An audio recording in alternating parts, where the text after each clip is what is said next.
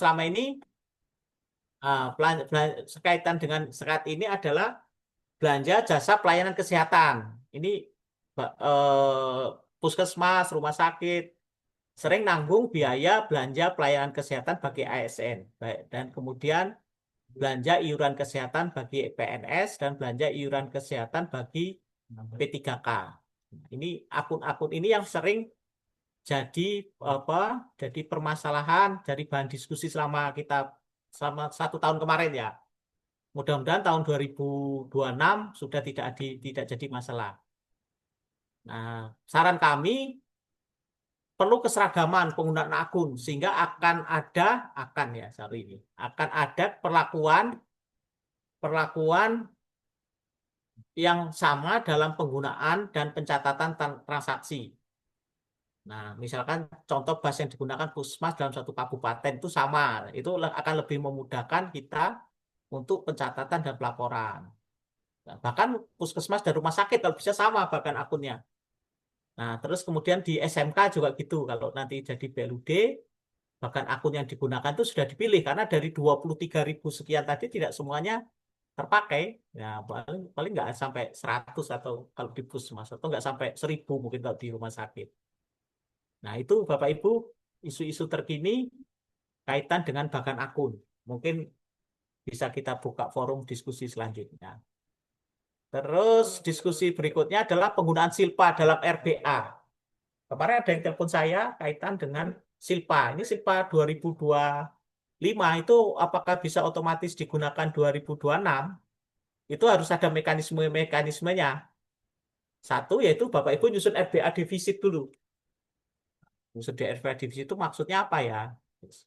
Defisit itu artinya pendapatan lebih kecil dari belanja. Nah, defisitnya ditutup dengan penerimaan silpa tahun lalu. Itu masuk ke akun pembiayaan. Terus ada peraturan kepala daerah tentang penggunaan silpa mendahului perubahan. Ini harus ada peraturan kepala daerahnya. Terus yang ketiga, silpa itu tidak digunakan. Silpa itu digunakan setelah APBD perubahan. Nah, oke, silakan. Kalau ada diskusi, biar kita nyambung nih ngobrol-ngobrolnya. Bapak Ibu silakan. Kalau ada yang mau diskusikan, kita siap, kita supaya ada interaktif. Di dalam kolom chat, Pak, ada Oh, yang belum paham coba-coba tentang RBA, RBA, ya kolom cat, dari Puskesmas Air Hitam. air hitam. Oke, air hitam ini anu ya, Lampung Barat ya. Kalau nggak salah Lampung Barat nih. Baik, jadi begini. eh yang membedakan suatu UPTD atau UPD itu BLUD atau bukan BLUD adalah di RBA. Ada suatu daerah tertentu sudah ditetapkan BLUD berapa tahun, 3 atau 4 tahun yang lalu ya. Dia ya SK-nya mau diapain itu? Nah, kan gitu. Karena nggak paham. Nah, selanjutnya adalah yang untuk menandakan dia sah atau tidaknya jadi BLUD itu adalah nyusun RBA. Nah, pertanyaan ini belum ngerti RBA dan cara penyusunan RBA. Baik, saya punya formnya ini. Oke, saya yang tadi saya stop share dulu ya. Oke, saya stop.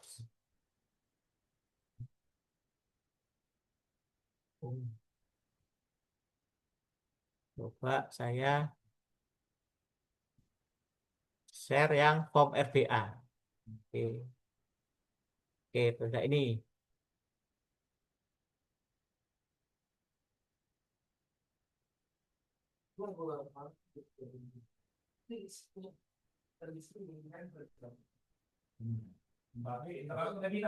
Sudah, anu, sudah tampak?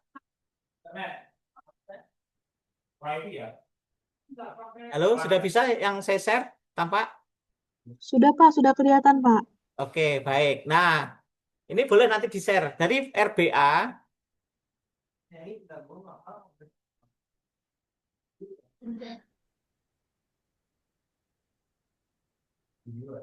nah,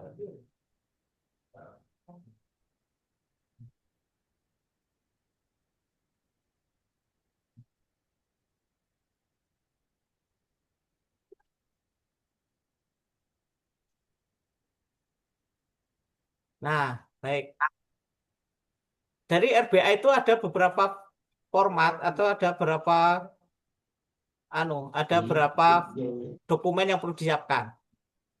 Nggak mudeng ini Pak kalau saya. Ini bagian keuangan Pak. Oke, Mumet banget. pertama, kalau yang Form 2.1 capaian kinerja pendapatan itu kinerja tahun lalu lah ya. Kalau Bapak Ibu nyusunnya, sebenarnya RBA itu disusun sekitar bulan Juli atau bulan Agustus tahun sebelumnya. Mengikuti proses pengusulan anggaran di pemerintah daerah. Oke, kalau capaian kinerja pendapatan itu otomatis kalau Bapak Ibu 2026, Bapak Ibu capai kinerja anggaran tahun 2025. Nah, kalau itu BLUD yang baru berdiri, otomatis kan nggak ada ini. Kemudian rincian pendapatan. Oke, mungkin kita skip aja dulu ini. Capaian belanja operasi juga gitu. Bapak Ibu untuk yang 2026 otomatis capaian belanja tahun 2025 kan gitu. Format capaian kinerja pendapatan, kinerja rincian prognosis pendapatan, capaian kinerja belanja operasi ini mungkin datanya sudah ada lah. Dan sekarang yang pekerjaan prognosis, pekerjaan memperkirakan itu mulai dari sini. Nah, pendapatan. Nah, Bapak Ibu akan bisa nyusun RBA kalau Bapak Ibu bisa memprediksi pendapatan. Kan gitu. Pertama itu harus ada perincian pendapatan dulu. Karena nggak ada pendapatan, Bapak Ibu apa yang mau dibelanjakan, kan gitu. Nah, rincian pendapatan. Yang kedua yang Bapak Ibu pikirkan adalah sumber dana. Nah, saya dapat pendapatan dari sumber dananya apa? Nah, kalau di Puskesmas mungkin ada APBD, ada BOK ya. Terus kemudian ada pendapatan BLUD. Pendapatan BLUD ini yang dimaksud dengan tadi retribusi maupun pendapatan asli daerah yang lainnya yang sah itu BLUD ini. Nah, kalau di APBD mungkin kalau di SMK ada, saya baca kemarin di Instagramnya Dinas Pendidikan dan Kebudayaan Provinsi Lampung itu akan ada BOSDA ya, untuk operasional daerah itu yang untuk SMK itu 500.000 per siswa. Nah, terus kemudian ditambah BOS, terus kemudian ditambah pendapatan BLUD. Pendapatan BLUD ini yang sifatnya kapitasi, non kapitasi kalau Puskesmas. Kalau di SMK TEFA ya, teaching factory itu nanti akan masuk ke pendapatan BLUD.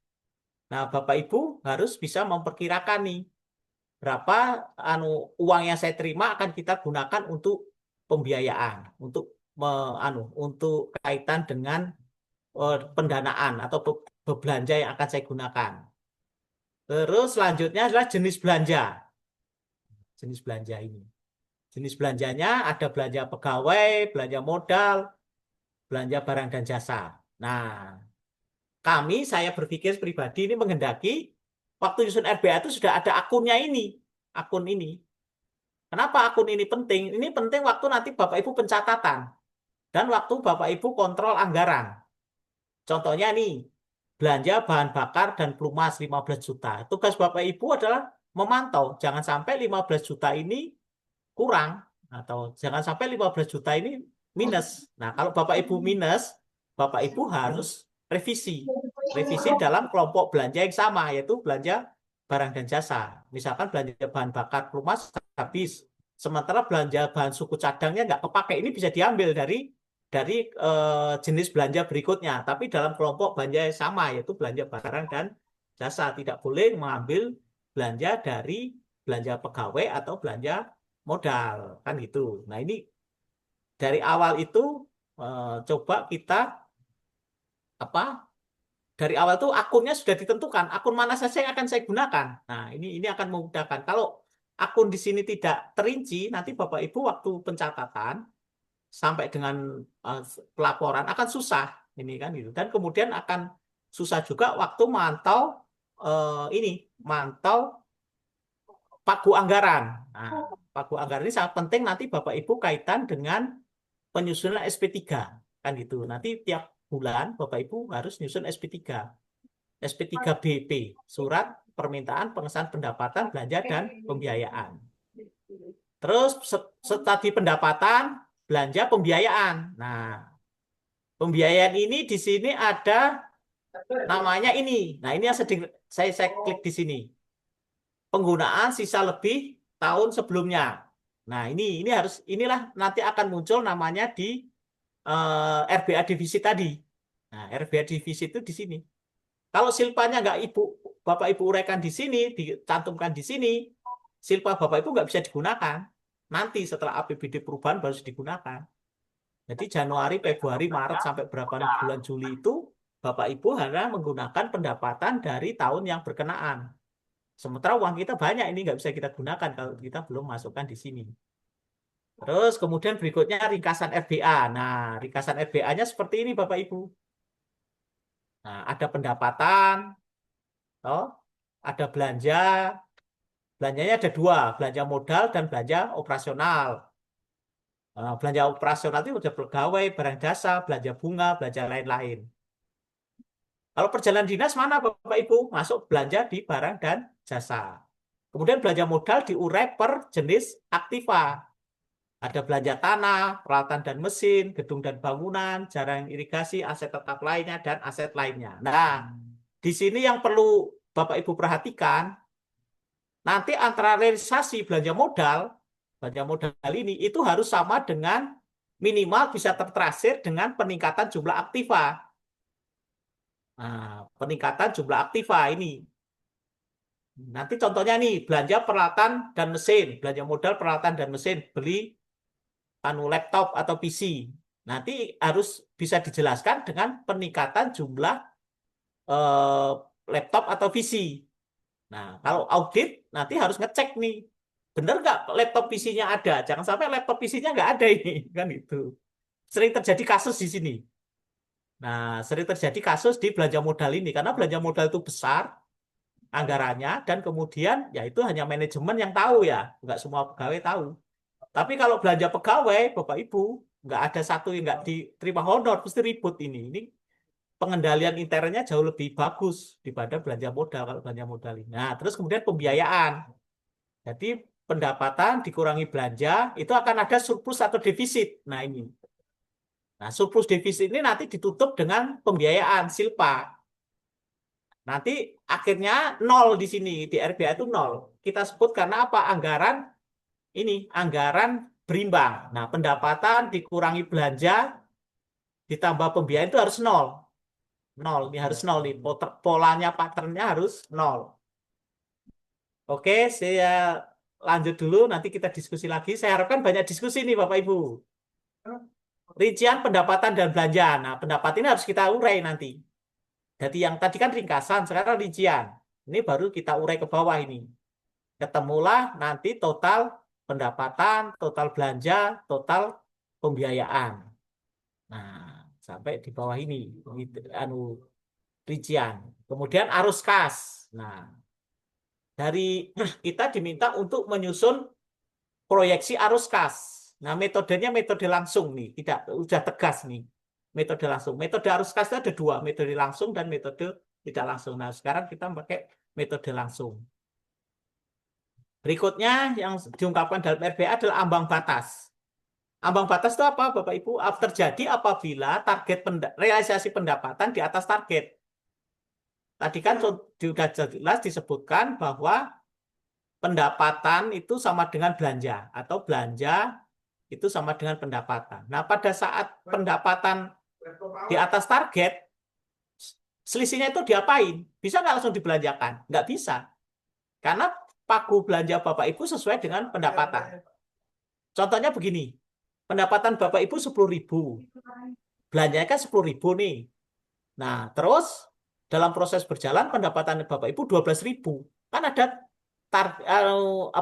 target pendapatan realisasi di atas target kan 2.000. 2.000 nggak serta-merta Bapak Ibu bisa gunakan.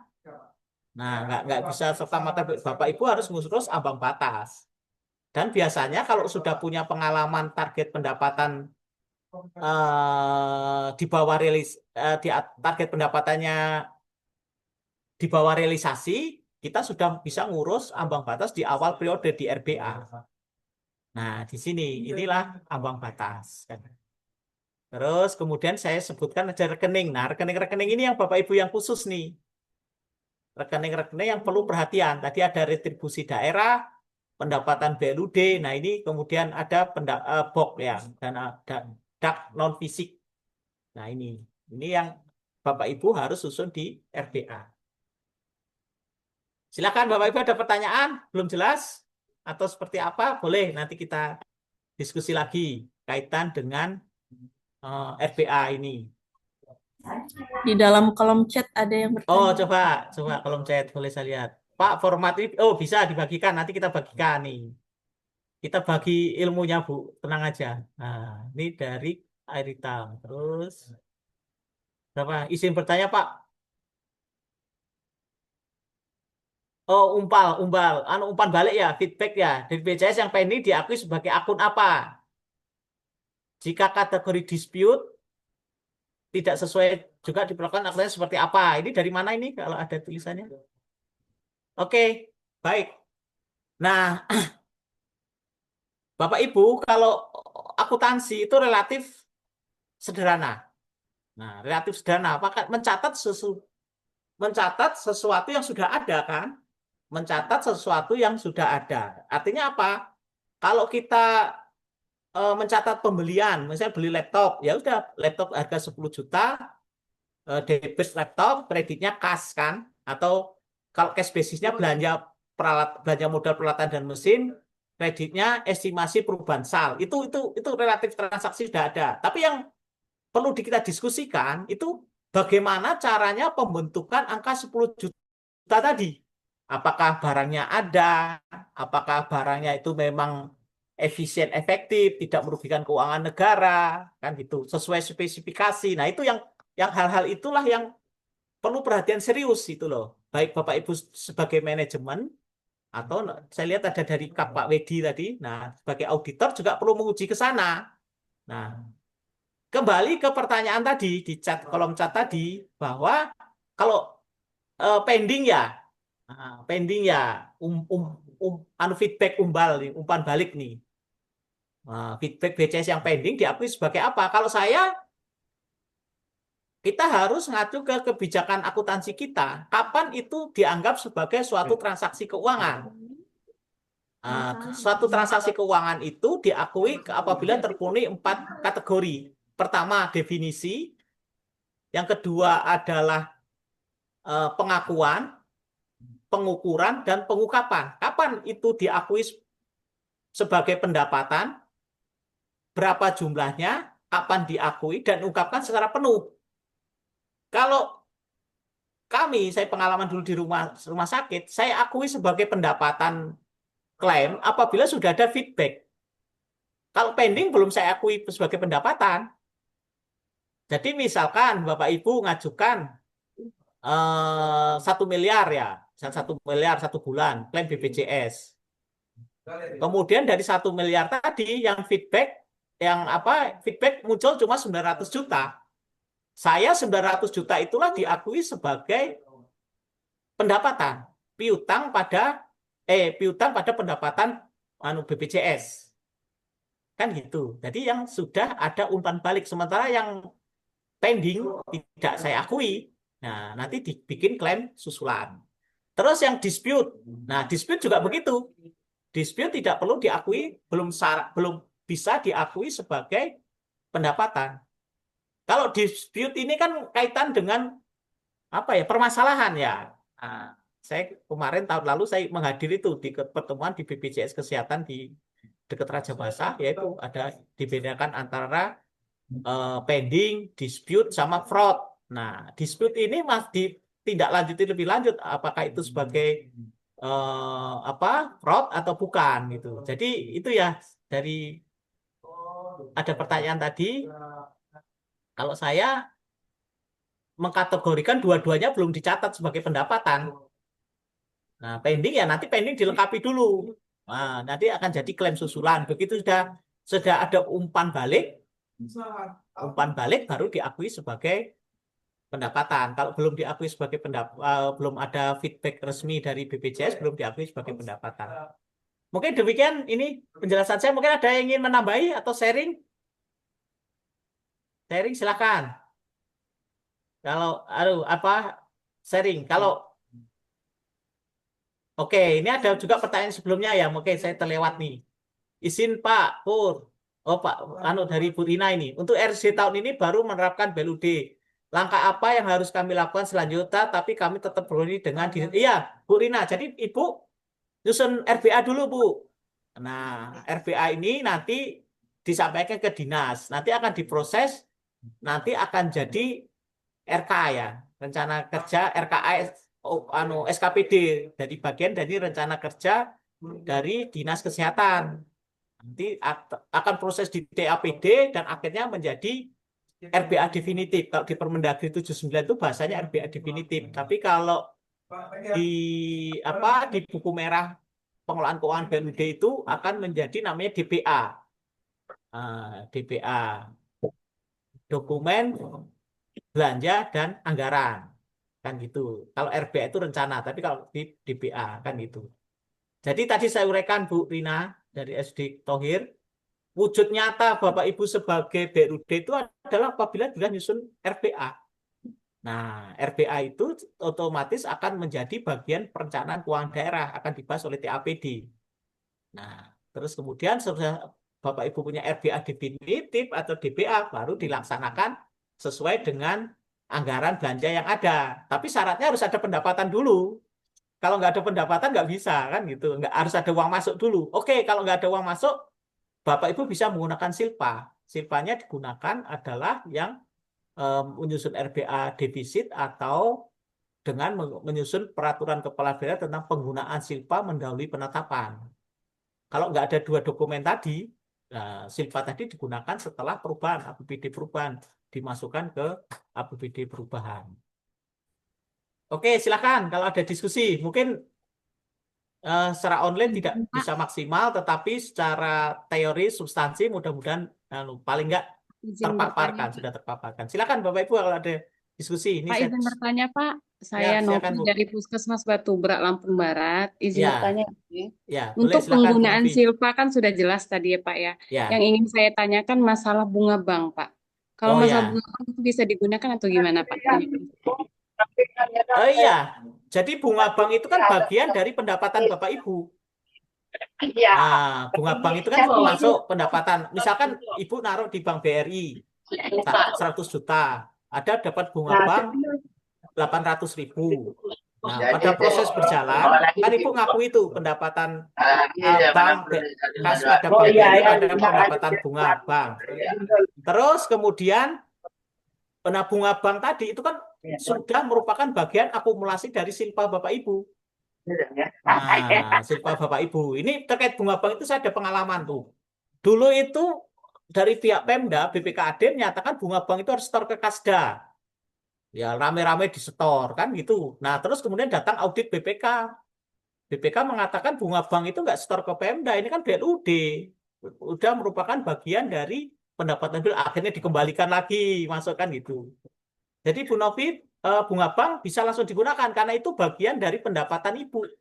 Pendapatan dari kegiatan BLUD, yaitu Bapak Ibu nyimpen uang di BLUD. Tapi itu tadi ada kasus khusus nih untuk dana yang BOK.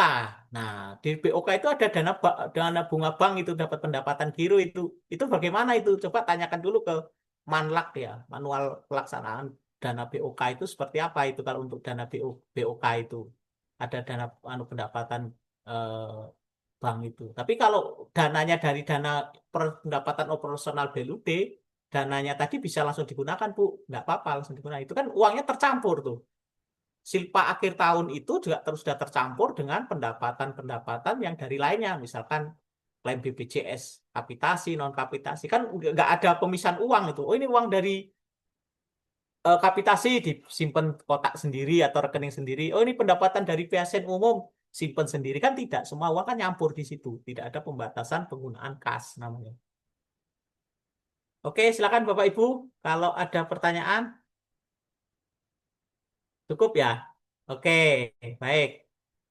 Ini saya pengen share kaitan dengan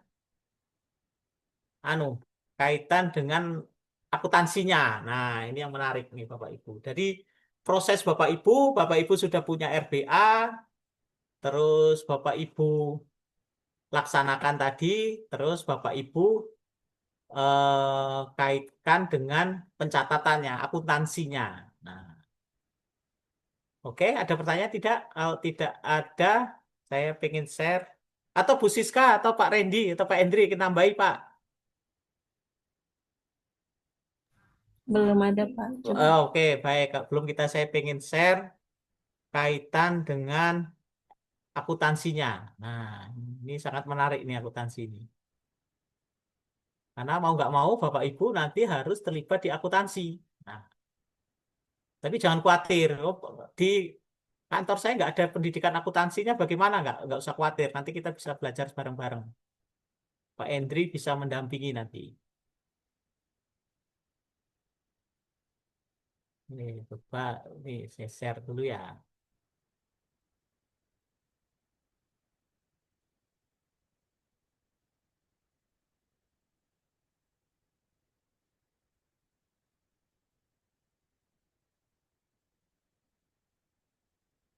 Oke.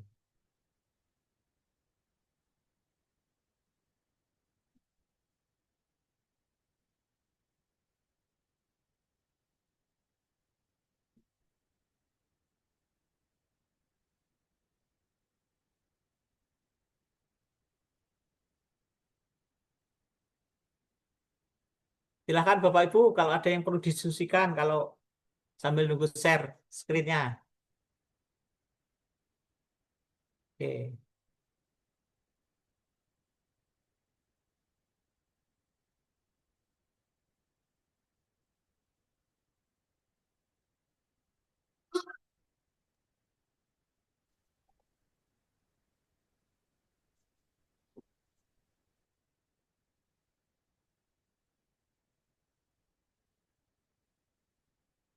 Gimana? Bisa lihat share screen saya?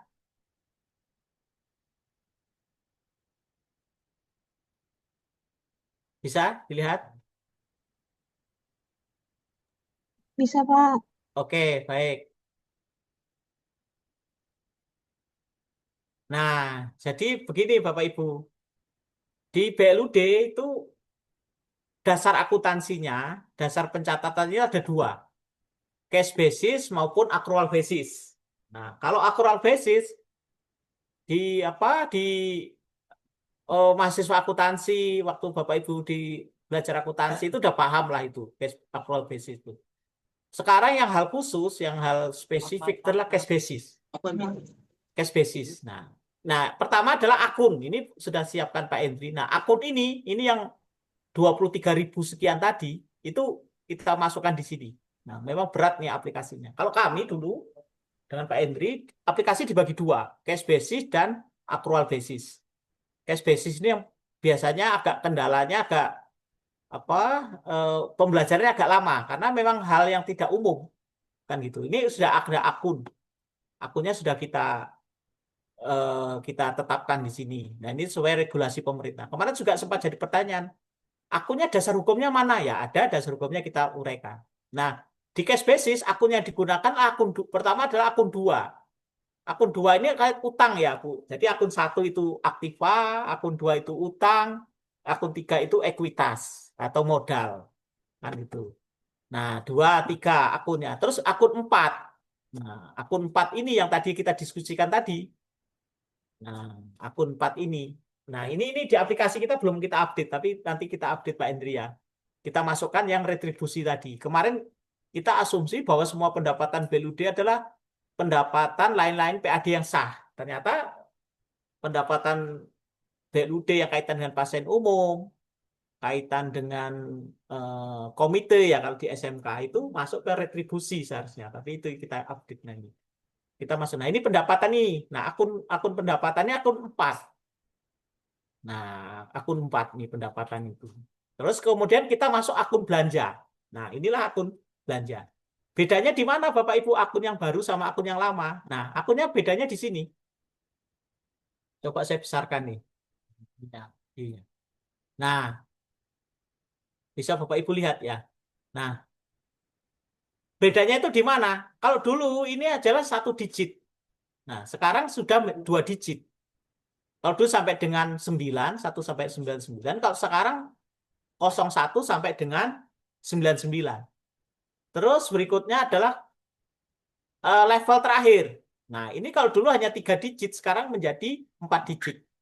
Kalau dulu 999, kalau sekarang 9999. Jadi ini merubah satu digit depan dengan satu digit depan ini udah berubah sistem ini. Kan itu. Nah, belanja itu dikategorikan satu, belanja pegawai. Belanja pegawai itu kodenya 5101. Ini belanja pegawai ini. Kalau belanja barang dan jasa 5102. Kalau belanja modal itu 52. Nah, 5.2 ya. Berikutnya sesuai dengan tadi. Belanja gedung bangunan, peralatan dan mesin, jaringan irigasi, tanah itu kan itu. Nah, ini akun-akun ini yang sudah harus dari awal kita tetapkan. Nah, ini akan memudahkan. Ini akun ini diharapkan diambil dari RBA.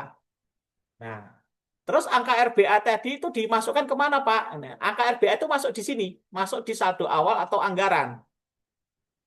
Nah, ini kalau di RBA Bapak Ibu sudah tunjuk akun, maka di sini gampang nih, tinggal kita masukkan saldo awalnya. Misalkan nih, sudah saya kasih contoh di kemarin untuk simulasi. Nah, misalkan kita ambil satu contoh aja lah ya. Kalau contohnya belanja, misalkan gaji pokok PNS-nya di kantor Bapak Ibu, kita masukkan ini kan gaji pokok PNS-nya. Nih, kita masukkan 11.000 ini. Nah, gaji pokok PNS 11.000. Angka 11.000 ini nanti otomatis connect dengan LRA. Nah, LRA 10.000 kan? Ini apa 11.000 ini kan? Nah, ini belanja pegawai LRA. Nah, laporan keuangan BLUD itu ada 7. Ada LRA, ada Lapsal, ada neraca, ada LO, ada LPE, ada LAK, ada caleg. Nah, yang cash basis itu hanya 2, LRA dan Lapsal. Kenapa Pak di sini ada LAK? Ini karena untuk memudahkan penyusunan saja. Karena pakainya metode langsung itu hampir mirip cash basis.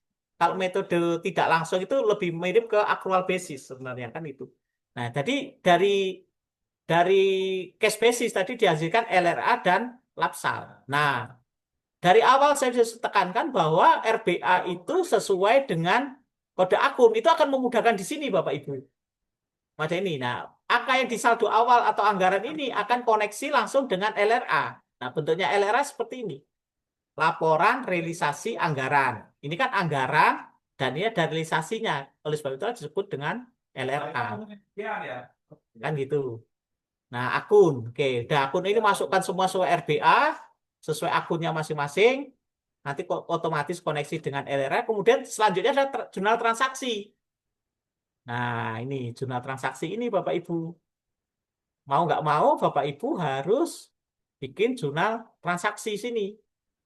Mudah-mudahan terlihat nih jurnal transaksi ini. Nah, inilah ada namanya, sudah kami siapkan namanya jurnal standar. Jurnal standarnya apa? Nah, dari pengalaman kami selama ini kita siapkan jurnal standar sehingga Bapak Ibu tinggal ikuti input aja jurnal standar, kan gitu. Prinsipnya akuntansi di rumah sakit, di puskesmas, di SMK itu sebenarnya transaksinya nggak banyak. Jenis transaksinya ya, jenis transaksi nggak banyak. Cuma volumenya saja yang beda-beda. Saya pernah di rumah sakit, volumenya sekitar 400 sampai 500 transaksi per bulan. Mungkin kalau di rumah sakit yang besar, seperti Abdul Muluk, Ahmad Yani, bisa satu bulan itu bisa 2.000 transaksi kan. Nah, kalau di puskesmas mungkin satu bulan puluhan lah ya, bulan transaksi kan gitu. Itu kan berulang itu. Nah, nanti transaksi nanti diinput ke sini. Nah, ini ada jurnal standarnya, baru nanti secara otomatis akan jadi LRA, LAK, dan Lapsal. Kan gitu. Nah, otomatis akan jadi di sini kan gitu.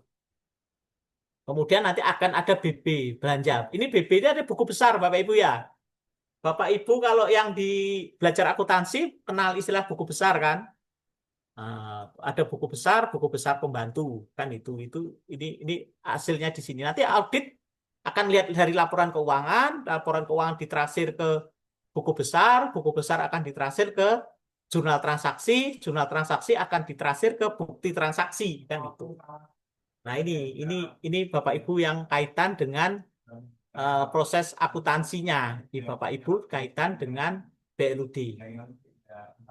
Oke, di sini ada pertanyaan, masih bingung kaitan dengan akuntansinya?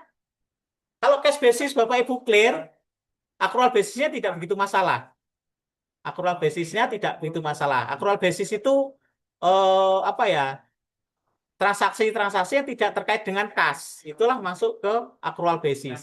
Sementara transaksi-transaksi yang kait cash itu akan masuk di cash basis maupun di accrual basis. Oke, silakan Bapak Ibu ada pertanyaan atau praktek selama ini di BLUD Bapak Ibu sudah seperti apa? Silakan, karena ini dengan apa ya tingkat BLUD Bapak Ibu kan beda-beda nih karena pesertanya banyak ini. Silakan kalau ada pertanyaan. Ya. Lebih baik modal, Mbak. Kalau belum ada akunnya, lebih baik modal setting dari awal. Silakan, kalau ada pertanyaan silakan. Belanja modal Atau bingung akuntansinya. Kami juga kerjasama dengan Pak Arif ini, Pak Arif Ivani. Nanti kita bikin aplikasi yang web based. Nah, mudah-mudahan kita bisa melangkah ke web based supaya Bapak Ibu dimanapun bisa mengakses aplikasi. Nanti servernya di mana gitu kita bisa sama-sama kita kita pantau. Kalau Excel, kalau hanya Excel ini kan susah nih Bapak Ibu ya. Kalau Excel kan relatif standalone ya, relatif tidak terkoneksi dan relatif tidak menarik secara tampilan. Silakan Bapak Ibu kalau ada pertanyaan, praktek-praktek BLUD Bapak Ibu seperti apa di puskesmas, di rumah sakit, ataupun di SMK. Kalau SMK kelihatannya yang berapa ya? 39 ya. Nggak tahu progresnya seperti apa. Ada yang gabung atau di sini atau tidak ya. Oke. Silakan pertanyaan. Bu Siska mungkin ada tambahan, Pak Endri, Pak Randy, ada tambahan? BLUD atau masih bingung?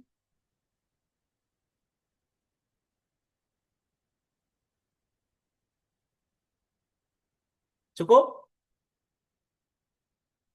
Terdengar suara saya?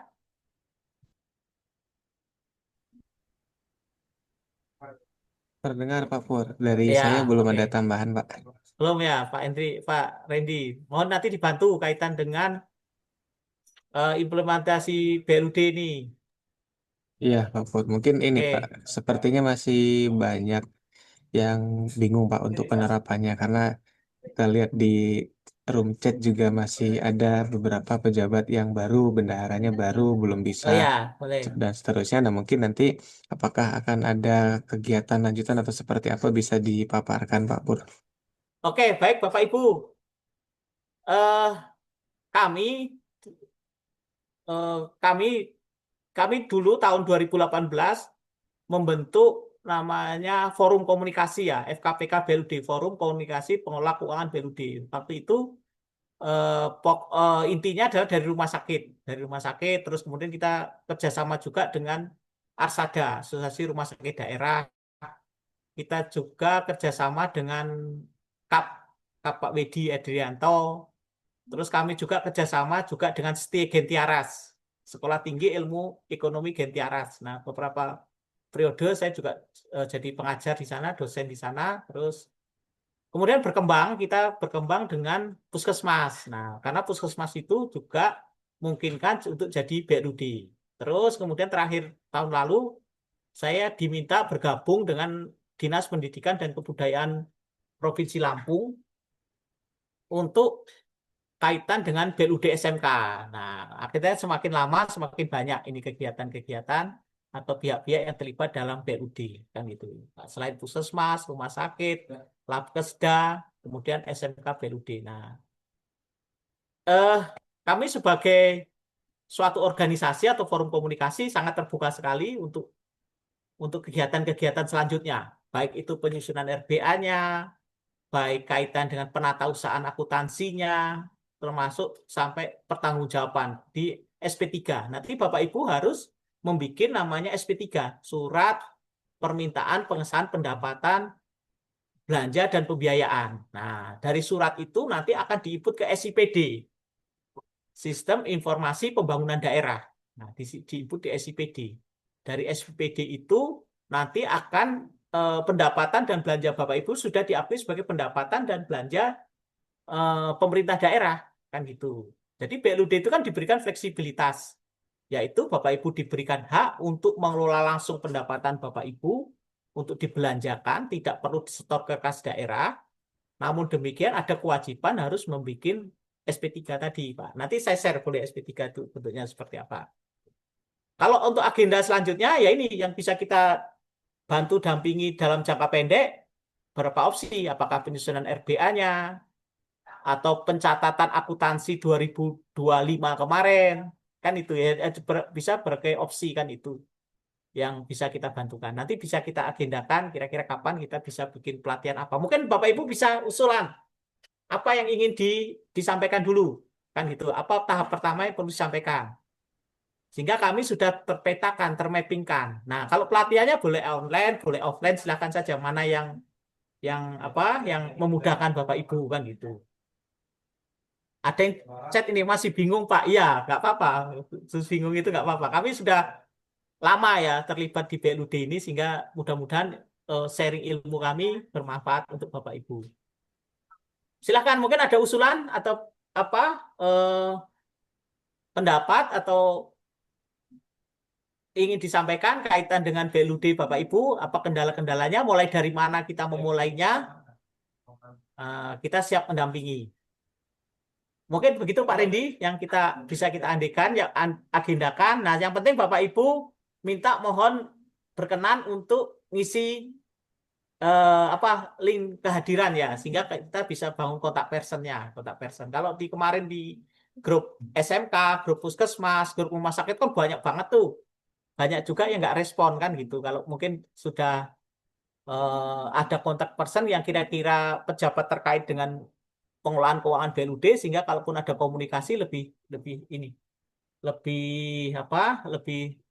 mudah terkomunikasikan. Oke. Silakan Bapak Ibu kalau ada yang ingin diskusikan. Mbak, tanya. Oke, silakan Bu. Siapa namanya Bu? Saya Prida Pak, dari Puskesmas Biha. Biha, Nah, ini oke. kan Puskesmas Biha ini kan baru melaksanakan BLUD di tahun 2026 ini. Ya. Nah, saya juga ditunjuknya baru. Jadi saya tuh kurang paham apa persiapan langkah-langkah awalnya itu apa yang harus saya lakukan untuk sebagai bendahara pendapatan di sini saya ditunjuknya. Iya.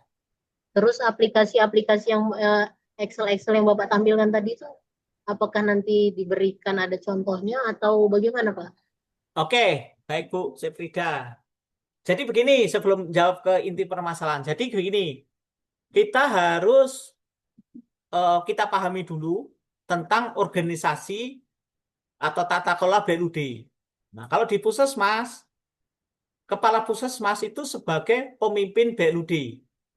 Itu pemimpin BLUD garis miring KPA, kuasa pengguna anggaran. Terus di bawahnya tadi itu harus ada pejabat keuangan. Pejabat keuangan. Kalau di SMK kemarin istilahnya PPK ya, pejabat pengelola keuangan. Tapi yang lebih tepatnya di Permendag itu pejabat keuangan. Terus kemudian samping kanannya berikutnya adalah pejabat teknis. Pejabat teknis itu kaitan dengan pelaksanaan kegiatan tupoksi Bapak Ibu. Kalau di Puskesmas itu ada UKP, UKM ya, ada ketua program segala macam itu. Itu pejabat teknis.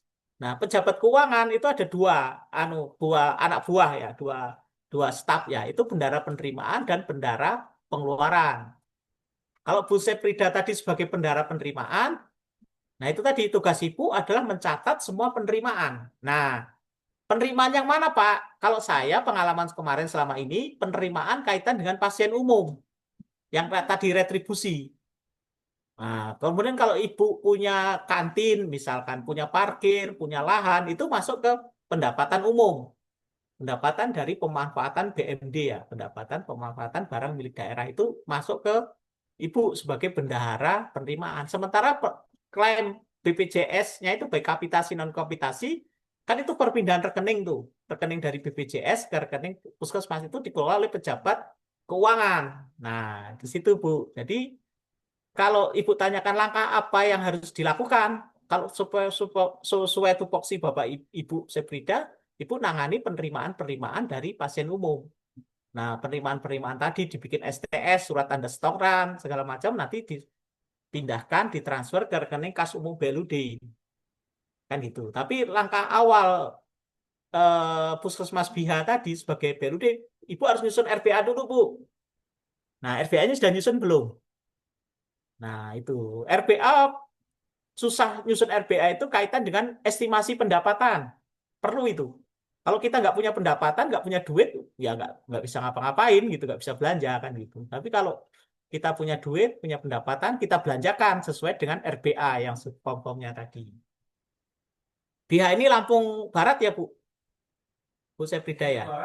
Oh, pesisir Pesisir barat. barat. Oh, pesisir barat ya, dengan Pak Anu ya, dengan Pak Septono ya. Oke, baik, dengan beliau kepala dinasnya Pak Septono. Jadi langkah awalnya harus nyusun RBA, Bu. Nyusun RBA. Iya Nah, Pak, RBA ya, RBA-nya sudah dibuat dari rekan yang bendahara terdahulu. ya, boleh. Nah, sekarang selanjutnya uang yang Ibu terima baik dari BPJS Kesehatan, dari pasien umum, dari pemanfaatan BMD, tadi bisa langsung digunakan, bisa langsung dibelanjakan sesuai dengan anggaran di RBA. Nah, oke.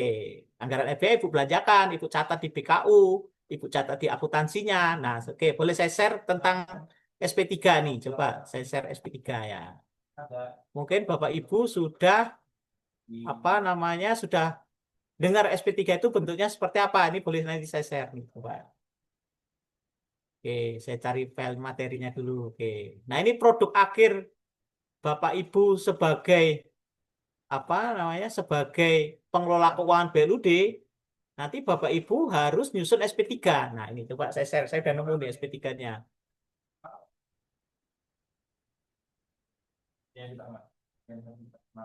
Nah, oke, boleh saya share ya.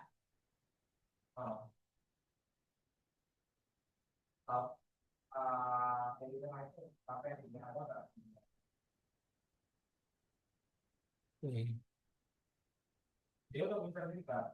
Bisa lihat? Bisa tampil SP3-nya? Pak Reddy bisa tampil sudah? Coba yang saya cari ya. Saya gambarnya ya. Tampil, Pak. Oke, baik. Jadi begini Bapak Ibu, kalau Bapak di buku merah, di Kemendagri buku merah itu tentang pedoman pengelolaan BLUD itu ada 32 formulir Pak Bapak Ibu. 32 formulir lah, 32 formulir. Nah, ini formulir akhir yang harus Bapak Ibu bikin tiap bulannya. Nah, kalau regulasinya itu triwulanan. Tapi prakteknya ada beberapa ininya adalah menghendaki bulanan. Nah, ini SP3. Nah, sebentar.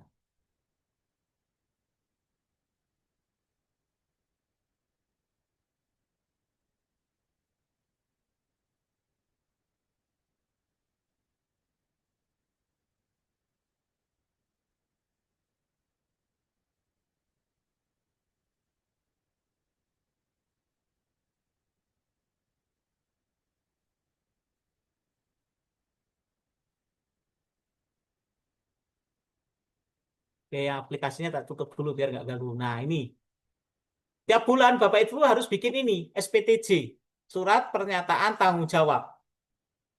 Surat Pernyataan Tanggung Jawab ini yang ditandatangani oleh pemimpin Badan Layanan Umum Daerah, yaitu Bapak Ibu Kepala Puskesmas, Bapak Ibu Direktur Rumah Sakit, Bapak Ibu Kepala Sekolah SMK, ini di sini.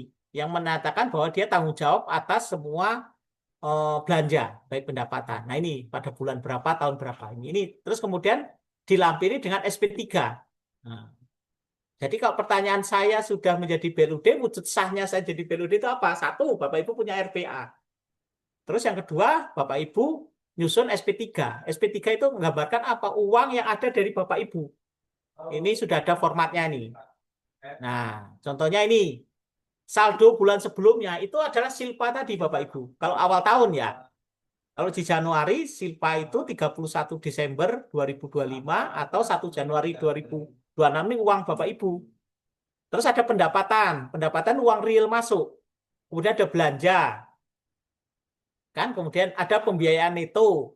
Ada penyesuaian. Ada saldo bulan berkenaan. Nah ini. Kalau saldo sebelumnya Bapak Ibu 0, terus kemudian ada pendapatan 1.000, belanja Bapak Ibu 800 misalkan. Nah, pembiayaan netonya 0 kan otomatis 0 kan. Penyesuaian kan 1 bulan kena 200. Nah, saldo ini nanti harus sama dengan saldo di rekening koran. Rekening koran bank Bapak Ibu atau di BAP kas, berita acara pemeriksaan kas Bapak Ibu. Nah, ini. Nah, ini sampai rincian juga per akun belanjanya apa, akun pendapatannya apa. Nah, akun kode rekeningnya ini kode rekening yang tadi, Mas. Bahkan akun standar tadi. Rekening belanjanya juga rekening bahkan akun standar tadi. Belanja pegawai, belanja barang desa, belanja modal, kan gitu. Nah, terus sampai akhir disahkan oleh siapa? Oleh Bapak Kepala Dinas. Oleh Bapak Kepala Dinas Pendidikan, Dinas Pendidikan dan Kebudayaan, Dinas Kesehatan. Nah, beda dengan Direktur Rumah Sakit. Karena rumah sakit, karena dia sudah UOBK, makanya tanda tangan langsung dia Direktur Rumah Sakitnya. Tapi kalau rumah sakit yang UPTD, ya otomatis Bapak Kepala Dinas yang tanda tangan di sini. Nah, peran dinas apa Bapak Ibu? Peran dinas memverifikasi kelengkapan dokumen tadi ini. Nah, disampaikanlah ke BPKAD menerbitkan SP2. Nah, ini SP2. Yang tanda tangan siapa Bapak Ibu? Kepala BPKAD. Nah, kepala BPKAD atau kalau dikuasakan kepala bidang perbendaraan di BPKAD. Dasar inilah Bapak Ibu nanti di input di SIPD, Sistem Informasi Pembangunan Daerah. Sehingga aplikasi yang kami bangun itu kalau analoginya, kalau di Jakarta itu ada Transjakarta. Transjakarta itu adalah SIPD. Kita feeder pengumpannya. Sehingga dihasilkanlah SP3 ini Bapak Ibu sebagai bukti pertanggungjawaban Bapak Ibu ke BPKAD. Demikian ya Bu Sefrida tadi ya, kaitan yang Ibu uraikan tadi. Jadi apa tahap yang harus Bapak Ibu lakukan kalau jadi BLUD? Pertama adalah Bapak Ibu nyusun RBA. Terus RBA tadi dilaksanakan.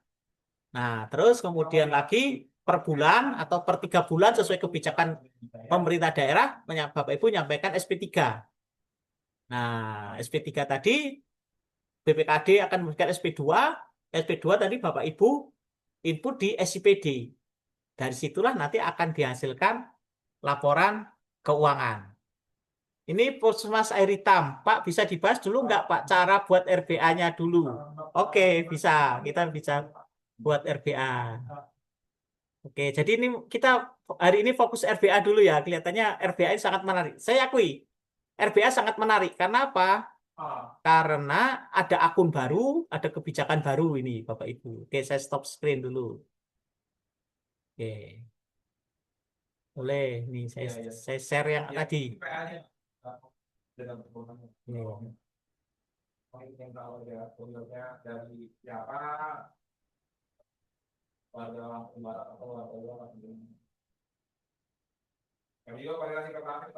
Format RBA dulu, boleh.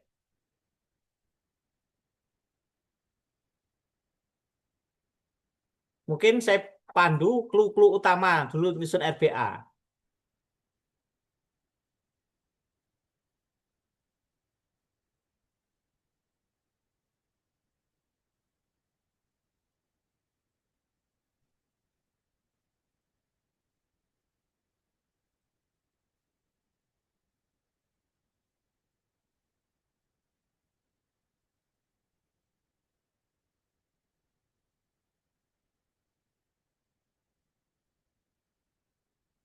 Nih, boleh saya share dulu.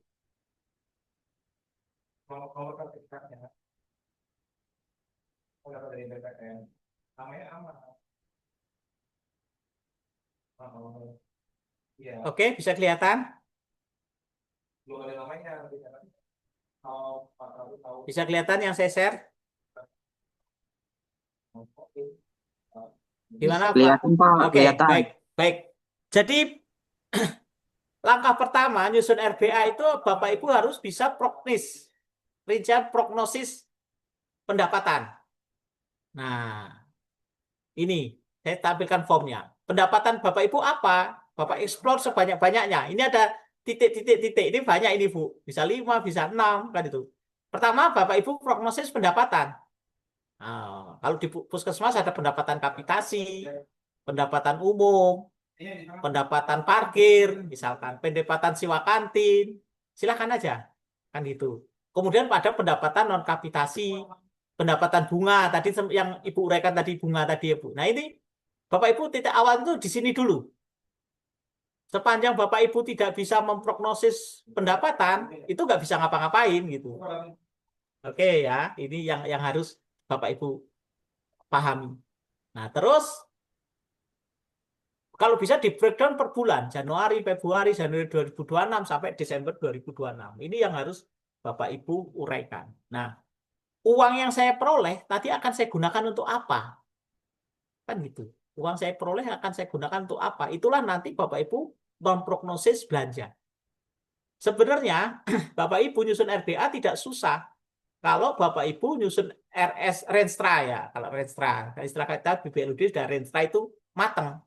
Kenapa? RBA itu kan pecahan Renstra. Kalau Renstra itu 5 tahun, RBA itu per tahun kan, tinggal nyomot-nyomot aja kan.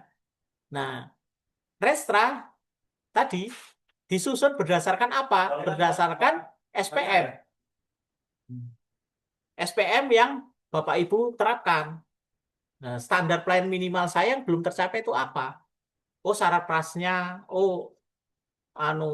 SDM-nya, gedung bangunannya. Nah, itulah nanti dipenuhi di kaitan dengan Renstra. Renstra per tahun di breakdown menjadi RBA. Ini Bapak Ibu. Oke lah, mungkin karena waktu itu susun persyaratan BLUD yang penting jadi BLUD dulu, ya boleh kita revisi di Renstranya. Nah, ini Bapak Ibu. Jadi pendapatan dulu harus diprediksi. Kalau pendapatan nggak bisa, saya yakin nggak akan bisa Bapak Ibu susun RBA. Nah, terus kemudian capaian tahun lalu seperti apa? Kalau capaian tahun lalu belum ada, ya nggak apa-apa, kosongkan aja. Rencana pendapatan, nah nanti dikelompokkan tadi, pendapatan kapitasi berapa, pendapatan umum berapa, non kapitasi berapa, ketemulah jumlah pendapatan, kan gitu. Pendapatan, nah terus kemudian pendapatan tadi akan digunakan untuk belanja. Berapa belanja, belanja yang rencana pendapatan tadi digunakan untuk belanja. Nah, dibagi per sini Bapak Ibu. Belanja APBD, belanja BOK, belanja apa. Ini kan bersumber dana tadi. Nah, ini. Kalau sini ada pendapatan pendapatan kerjasama, silakan ini dipecah lagi, silakan. Ini formatnya tidak mengikat, tidak harus begini, tidak. Tapi ini bisa dimodifikasi sesuai dengan kebutuhan. Kalau APBD nggak ada, ya APBD aja di del kan dikurangi. Kalau ada BOK, tambahkan lagi. Kalau ada kapitasi, ada BLUD, silakan. Ini formatnya ini bisa dirubah sesuai dengan kebutuhan Bapak Ibu. Oke, nah inilah membreakdown per belanja. Saya mau belanja apa sih? Nah, ini belanja akun-akun ini. Kalau kita harapkan dari dinas ada satu kabupaten tertentu akunnya sudah ditetapkan bareng-bareng nih gitu. Diskusi dengan saya sarankan akun dalam satu kabupaten itu diseragamkan saja supaya nggak bingung. Bapak Ibu di Puskesmas, Bapak Ibu di di SMK kan bingung nih akun mana supaya keseragaman dengan yang lain juga kita masukkan akun ini kan gitu. Agar akun belanja barang, belanja jasa kan gitu. Belanja modal kan gitu, belanja pemeliharaan, perjalanan dinas kan juga sudah diatur di sini. Nah, ini 52 itu belanja modal. Kalau 51 itu belanja operasional. Nah, 5101 belanja pegawai, 5102 itu belanja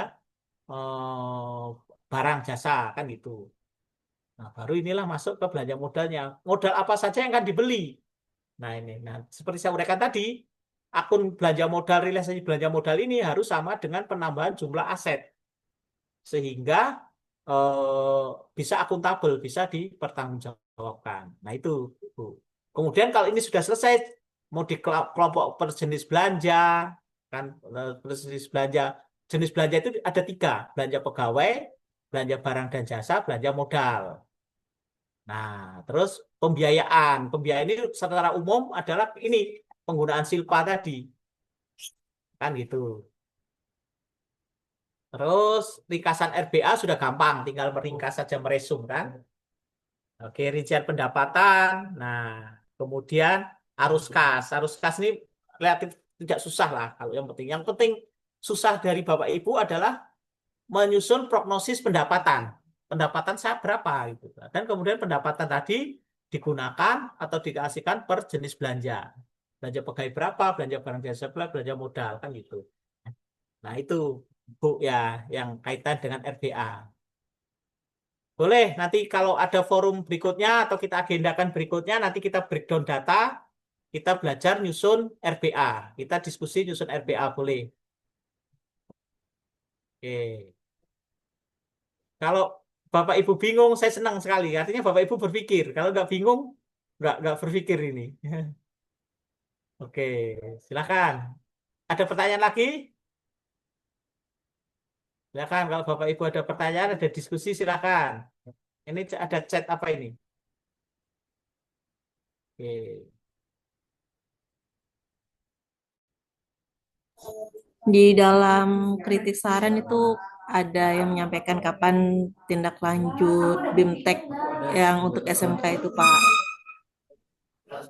Oh, sebentar. Di Saya belum form, baca. iya, kalau ini adanya di form yang untuk kritik saran yang pada saat mengisi presensi itu, Pak. Oh, presensi baik. Kalau SMK untuk yang berapa kemarin ya? 70 berapa? Ya, ya. 70 Dua kali Bapak. 71 ya. 71 itu ya kita tunggu Bahkan 3 kali. ini tunggu jadwal pembahasan tim penilai. Makanya tak kira. Penilai ya kami tunggu informasi dari Dinas Pendidikan dan Kebudayaan Provinsi Lampung. Itu kalau pembahasan tim penilai itu seperti apa nanti kita tunggu kan gitu. Tetapi saya kalau Bapak Ibu ada kontak dengan 39 SMK BLUD yang sudah ditetapkan sebelumnya, baik yang 16 maupun 23 itu implementasinya seperti apa? Saya juga ingin tahu itu. Apakah sudah menerapkan tadi mulai dari RBA, penatausahaan, pertanggungjawaban, nyusun SP3, SP2, terus input ke SIPD itu seperti apa? Boleh nanti kita share diskusi kalau SMK yang 39. Kalau yang 71 mungkin kita tunggu jadwal pembahasan penilaian persyaratan administrasi namanya. Penilaian administrasi nanti ada daftar ujinya dilakukan oleh tim penilai. Nanti kalau dapat nilai 70 ditetapkan sebagai BLUD. Kalau tidak di bawah nilai 70 ditolak menjadi BLUD. Sekarang tidak ada istilah BLUD bertahap, BLUD penuh tidak ada. Sekarang BLUD atau tidak BLUD. Kalau yang 71 kemarin. Kalau yang 39 ini saya ingin tahu nih seperti apa implementasinya.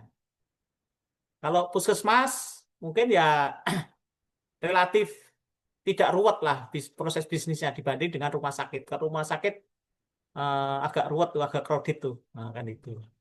Kalau yang biasa di rumah sakit pindah ke puskesmas relatif mudah. Tapi prakteknya sering terjadi yang dari puskesmas pindah rumah sakit. Wah, kok ruwet begini kan gitu. Ini beberapa kali diskusi dengan saya memang karakteristiknya proses bisnisnya berbeda. Oke, kalau silakan Bapak Ibu kalau ada pertanyaan silakan. Kita bebas saja sampai pukul 12 nih. Di kolom chat Pak dari Bu Rina untuk nilai ambang batas. Oh ya.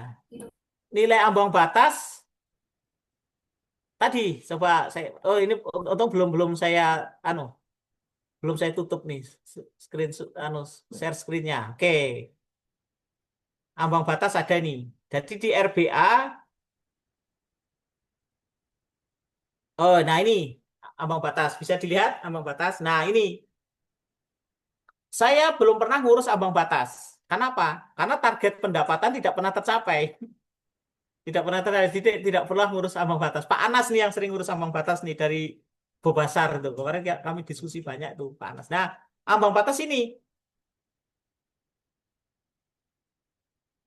Ambang batas ambang batas itu kaitan dengan target pendapatan di bawah realisasi atau realisasi di atas targetnya. Nah kan ini ada 3 tahun nih. X minus 3, X minus 1, X minus 2. Ini rata-ratanya berapa? Pendapatan. Target pendapatannya berapa? Kan otomatis target pendapatan ini di atas pendapatan di atas target pendapatan kan? Kemudian realisasi belanja. Kan kemudian prognosis pendapatan. Ya, kita masukkan di sini. Terus selisih anggaran pendapatan dengan realisasi tahun anggaran sebelumnya. Berapa kita uraikan di sini. Ini bisa kita rumus lah, tinggal masukkan angka. Selisih pendapatan selain APBD dengan prognosis. Kalau APBD sudah tidak dihitung kaitan dengan prognosis. Karena APBD kan ibaratnya apa ya, pendapatnya udah pasti, tanpa effort apapun udah dapat tuh APBD. Nah, terus kemudian persentase selisih anggaran. Persentase selisih anggaran pendapatan BUMD selain APBD. Kemudian kita tentukan ambang batas. Ambang batas itu persentase. Berapa persen targetnya ditentukan. Sehingga kalau pendapatan di atas target, selisihnya itu bisa kita gunakan berapa persen. Nah, ini yang bisa kita langsung kita gunakan di ambang batas. Nah, itu kalau punya data historis 3 tahun. Bagaimana kalau baru 1 tahun? Misalnya rumah sakitnya Bu Rina M. Thohir, kan jalan 2026. Dari 2006 targetnya 5 miliar. Ternyata pendapatannya 6 miliar. Nah, 1 miliar itu bisa langsung digunakan untuk tahun berkenaan. Sebagai ambang batas. Bisa juga langsung diproses di situ. Bisa juga ambang batasnya nggak usah kita gunakan ambang batas, tapi kita geser ke tahun 2027. Ini ambang batas nih. Diharapkan ada data historis 3 tahun kalau lebih bagus. Tapi bukan berarti baru tahun ini target pendapatan terrealisasi langsung ada, nggak boleh ngurus ambang batas, nggak juga. Sepanjang realisasi Bapak Ibu di atas target itu sudah boleh ngurus ambang batas. Karena kalau nggak ngurus ambang batas, kelebihan pendapatan tadi tidak bisa langsung digunakan. Gitu. Oke, mudah-mudahan jelas ya Bu Rina ya. Boleh diskusi lagi atau mungkin ada tanya lagi. Nah, ini. Dan ini kalau memang sudah punya data historis 3 tahun, ambang batas itu bisa langsung diurus di RBA sekalian. Gitu. Tapi kalau belum ada data historis, kelihatannya susah juga ya menetapkan ambang batas berapa persen kan gitu. Karena belum terbukti itu targetnya 1000 terrealisasi 1.200 kan belum terbukti nih karena belum terjadi. Tapi kalau sudah punya data historis sudah enak itu. Silakan Bapak Ibu, ada pertanyaan silakan. Nah, apakah kita nanti oke, Dari Pak silakan. Leo, Pak, dari Pak Leo, kapan workshop untuk penyusunan RBA jenjang SMK, Pak? Oh, saya perlu tanya, Pak Leo masuk yang kelompok 39 atau 71? Masuk yang terakhir, Pak. Yang gelombang terakhir, Pak. 71 ya? Iya, Pak. Yang 71, Pak. 71. Kalau 71, Pak Leo, kita tunggu dulu kalaupun hanya sekedar pelatihan, nanti kita gabungkan dengan SMK yang 39. Tapi kalau Bapak nunggu tim penilai dulu, Pak. Tim penilai dulu, nanti akan menilai persyaratan administrasi yang kemarin kita susun rame-rame kemarin. Nah, begitu Bapak ditetapkan sebagai SMK BLUD SMK, nah dari situ Bapak Ibu baru mulai bisa nyusun RBA. Kalau Pak Leo belum ditetapkan sebagai BLUD, belum perlu nyusun RBA, Pak. Tapi kalau hanya untuk sekedar pelatihan paham boleh, Pak, nanti. Dan yang diharapkan segera nyusun RBA itulah SMK yang 39, Pak. Berarti nunggu yang pengesahan dulu penetapan SMK BLUD ya, Pak ya? Iya, betul, Pak. Pengesahan SMK BLUD itu, Pak.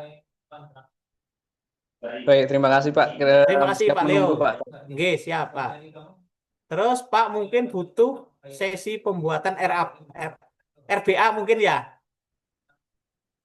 RBA, pengisian akun dan penyamaan dengan ya, boleh. Nanti kita agendakan Bapak Ibu dari Puskesmas Air Hitam Lampung Barat. Nah, kendalanya adalah pembuatan RBA dan saya tekankan di sini, saya informasikan di sini, kami hanya bisa memandu pengisian, bukan alokasi. Nah, karena saya punya pengalaman itu, penyusunan penganggaran itu dianggapnya kita bantu alokasi, si A dapat sekian, si B dapat sekian, si C dapat sekian. Tidak, itu tidak sampai situ. Kita cuma kaitan bantu pengisian form. Nah, kemudian pemilihan akun mana yang lebih relevan. Nanti kita bisa bantu di situ. Tetapi bukan membantu untuk alokasi anggaran, karena saya pernah pengalaman itu, pernah ribut di situ gara-gara kita disangkanya kita bantu alokasi anggaran gitu. Oke, silakan Bapak Ibu kalau ada pertanyaan nanti bisa diagendakan Bu Siska ya, Pak Randy, Pak. Ini kita bantu pelatihan RBA. Kelihatannya RBA dulu kan gitu. RBA menarik ini karena titik awalnya dari Bapak Ibu BLUD itu RBA itu gitu. Oke. Silakan Bapak Ibu ada pertanyaan? Ada saran juga, apakah ada pendampingan penyusunan laporan keuangan, Bapak? Oke, siap. Kami siap mendampingi. Selama ini kami aktif mendampingi BLUD di rumah sakit. Nah, BLUD itu pada prinsipnya hampir sama, Bu, Bapak Ibu. Buku panduannya sama, yaitu Permendagri 79 tahun 2018 sama kaitan dengan buku merah ya, Pedoman Pengelolaan Keuangan BLUD. Nomornya saya nggak hafal, terus kan panjang nomornya itu nggak ini. Tapi itu panduannya di situ. Terus kemudian panduannya ada namanya PSAP 13, Pernyataan Standar Akuntansi Pemerintahan nomor 13 tentang penyajian laporan keuangan BLU.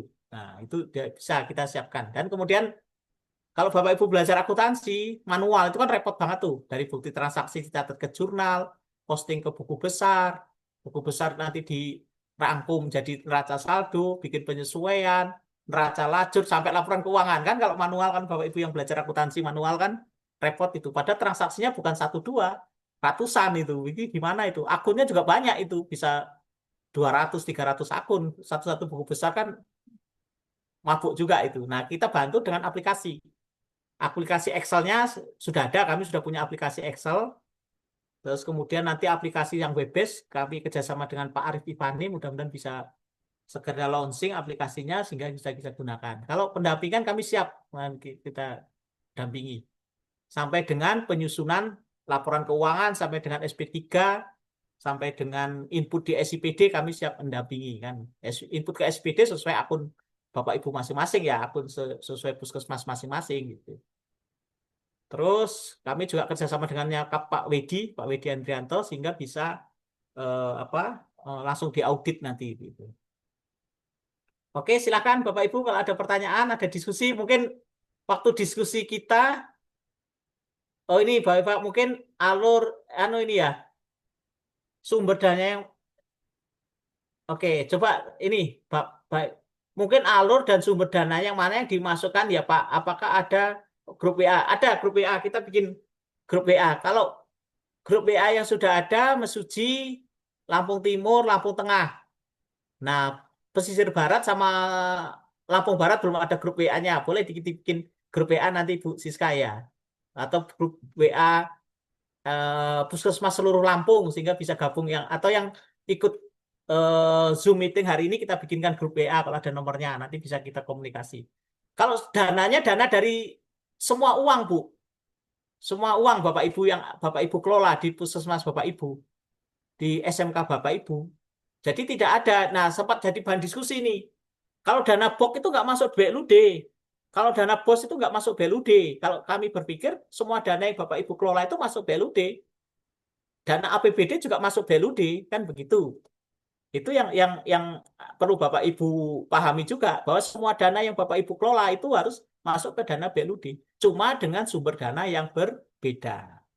Nah kalau dana yang dari APBD, contohnya puskesmas itu masih dapat bantuan listrik, bantuan tenaga kebersihan, bantuan dana untuk keamanan, itu nggak usah masuk SP3 karena pencairannya adalah lewat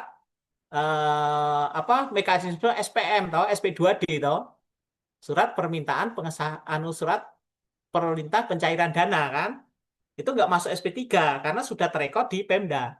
Tapi kalau dana dari BOS maupun BOK harus masuk SP3 karena di Pemda belum nyatet itu.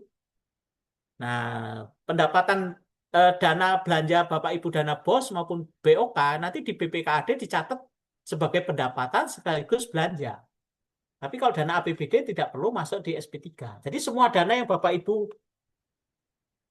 Ibu kelola itu harus masuk ke dana BLUD. Jadi semua dana itu harus masuk ke BLUD. Terus kemudian pertanyaan dari Pak Leo, apakah nanti pejabat PTK atau PPK di jenjang SMK ada ujian untuk mendapat? Oh, ini Pak, kalau Bapak Ibu jadi PPK, PPTK, ujiannya adalah ujian pengadaan barang dan jasa, Bapak Ibu.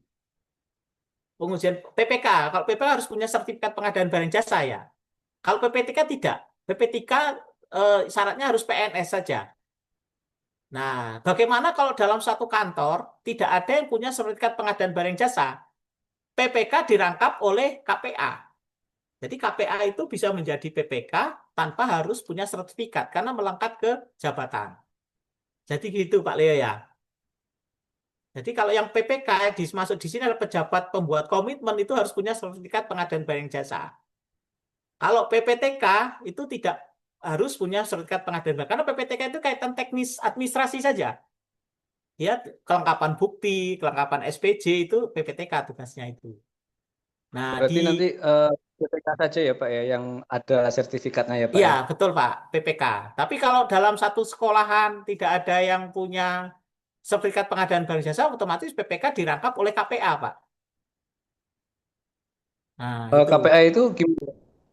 KPA itu kepala sekolah. Kepala sekolah Bapak itu kepala sekolah garis miring pemimpin BLUD garis miring KPA, kuasa pengguna anggaran. Nanti kalau ternyata nggak punya sertifikat pengadaan bahasa, maka dirangkap oleh KPA, Pak. Kepala sekolah garis Oh ya. miring KPA garis miring PPK garis miring pemimpin BLUD. Jadi satu orang melaksanakan fungsi yang banyak kan itu. Siap, terima kasih Pak informasinya Oke, Pak. nah cuma kemarin diskusi ada istilah yang berbeda. Ada pejabat penata usaha keuangan ya Pak, PPK juga ya. Tapi yang di situ Iya, betul. dimaksudkan itu adalah pejabat keuangan Pak. Kalau di Permendagri itu pejabat keuangan.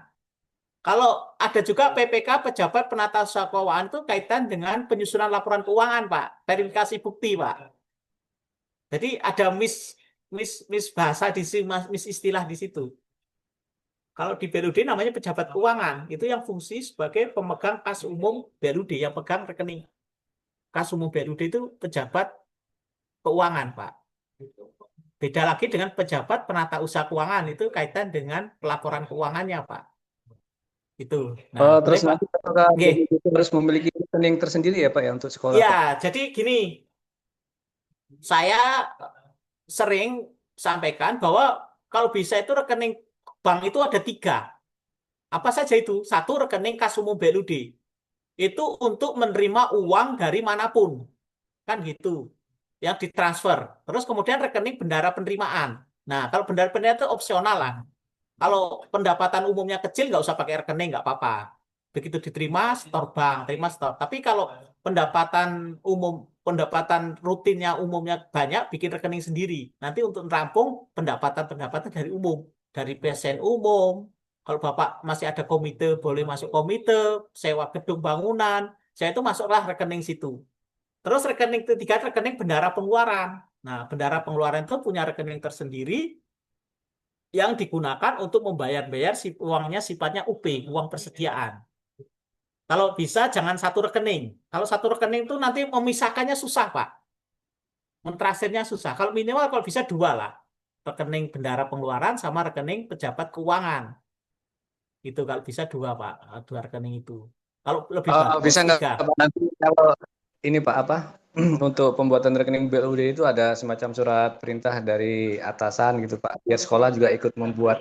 Soalnya kalau kita menyarankan kadang juga mental juga kadang Pak. Oh Gitu, ya, Pak. baik Pak. Siap Pak. Mudah-mudahan saya komunikasi selanjutnya dengan Dinas Pendidikan dan Kebudayaan Provinsi Lampung masih ada Pak, masih terbangun Pak. Sehingga nanti hal-hal teknis itu bisa kita sampaikan melalui Dinas Pendidikan dan Kebudayaan Provinsi Lampung, terus kemudian nanti bikin edaran ke masing-masing SMK. Jadi lebih ada penyeragaman, Pak.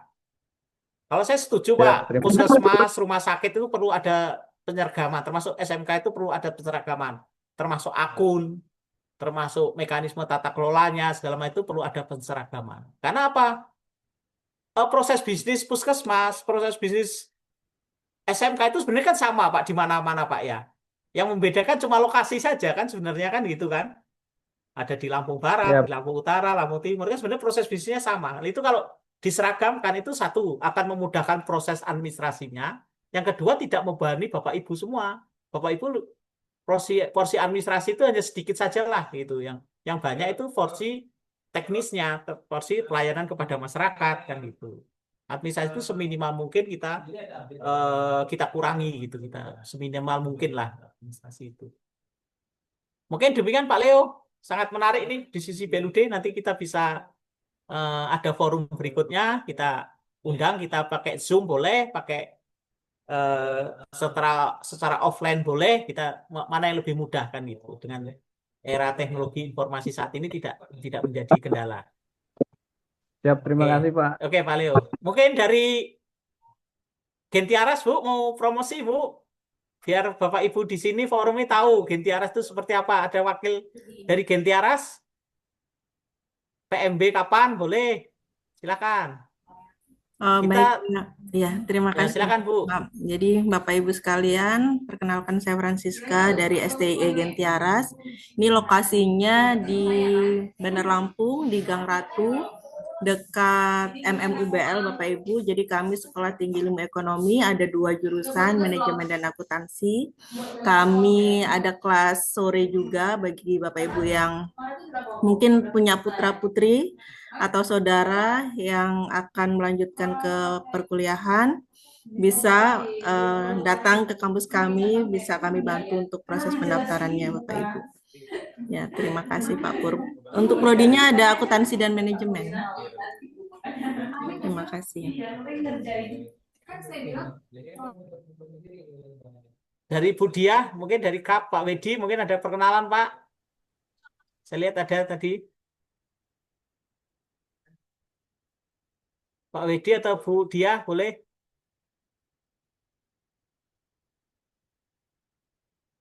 Halo? Oh, belum tersambung ya? Oke, baik. Oke. Cukup Bapak Ibu ya? Hampir jam 12 sehingga Bapak Ibu bisa isoma. Cukup, ada pertanyaan lagi? Mungkin dalam forum diskusi online kita kurang begitu maksimal ya, namanya online dari jarak jauh ya. Dan kemudian untuk kita buka juga komunikasi diskusi kita untuk periode selanjutnya, baik secara online maupun offline, silakan. Kelihatannya tadi RBA belum begitu kena ya. Boleh nanti kita bikin forum RBA, penyusunan RBA, terus kemudian setelah RBA ada, baru kaitan dengan penata usahanya, pencatatan laporan keuangan, transaksi keuangan, terus kemudian kaitan dengan SP3-nya seperti apa, sampai dengan input ke SIPD. Cukup Bapak Ibu? Gimana Pak Randy? Cukup? Untuk yang belum mengisi daftar hadir, Pak. Oke, Bapak Ibu silahkan mohon berkenan untuk mengisi daftar hadir sehingga kami punya kontak database sehingga kita bisa komunikasi lebih lanjut. Nah, silahkan kalau ada hal yang perlu dikomunikasikan bisa WA saya, bisa lewat grup, bisa lewat teman-teman, nanti kita diskusi bersama. Intinya kami sama-sama belajar. Kan gitu, belajar kan terus ilmu terus berkembang ini. Nah, BLUD ini terus berkembang. Silahkan Bapak Ibu. Kemudian mohon berkenan untuk ngikut ini input di daftar hadir, link kehadiran supaya kita bisa komunikasi lebih lanjut. Cukup ya Bapak Ibu ya? Cukup. Pak Randy mungkin ada tambahan? Pak Endri? Sementara cukup Pak Pur. Oke, baik. Pak Endrianto ada gabung? Dari Pak Wedi cukup, Pak. Gimana? Dari Pak Wedi cukup, Pak. Oke, kalau mau perkenalan kapnya, boleh biar kenal Bapak Ibu, biar paham. baik. Ya, oke, silakan Bu. Bu Dia. Baik, Assalamualaikum warahmatullahi wabarakatuh. Waalaikumsalam. Izin Bapak Ibu, saya mewakili dari KAPWD Andrianto dan Muhaimin. Salam kenal. Menurut Maaf.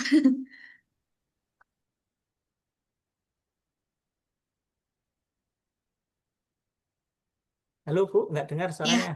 baik. Eh, Semoga untuk kedepannya kita bisa bekerja sama dengan KAPWD untuk pelaksanaan audit laporan keuangan tahun buku 2025. Ya, itu saja sementara yang saya sampaikan. Untuk tindak lanjutnya mungkin nanti melalui Pak Purwanto. Terima kasih. Wassalamualaikum warahmatullahi wabarakatuh. Waalaikumsalam. Terima kasih Bu Dia atas informasinya. Baik Bapak Ibu, kalau kalau tidak ada yang perlu kita diskusikan lebih lanjut, mohon berkenan untuk isi link presensinya, link daftar hadir, sekalian kontak personnya. Nanti selanjutnya kita bisa komunikasi lebih lanjut terkait dengan pendampingan selanjutnya, terkaitan dengan diskusi-diskusi selanjutnya. Nanti siap kami bantu kan gitu. Boleh juga nanti kalau ada materi-materi yang ingin Bapak Ibu pelajari, kami diinformasikan, nanti kita share. Nah, nanti kalau Bu Siska dibantu bikin grup WA ya, nggak apa-apa. Mungkin ini grup WA yang ke 20 berapa gitu, nggak apa-apa. Nanti kita bantu share materi-materi yang sudah saya tampilkan tadi. Baik, Pak. Iya, baik. Terima kasih Bapak Ibu atas partisipasinya. Cukup banyak, ini cukup antusias. Ada berapa itu? 61 peserta, mungkin 60-an 3, karena ada yang keluar dan masuk, mungkin 63. Terima kasih sekali atas kesediaan Bapak Ibu bergabung bersama kami untuk berdiskusi tentang value day. Demikian Bapak Ibu, selamat siang, selamat beristirahat, selamat melaksanakan tugas selanjutnya. Kami dari tim kami FKPK Value Day Lampung sangat mengapresiasi partisipasi Bapak Ibu untuk bergabung bersama kami. Terima kasih, selamat siang, sampai ketemu lagi di lain kesempatan. Terima kasih. Selamat siang Pak. Terima Selamat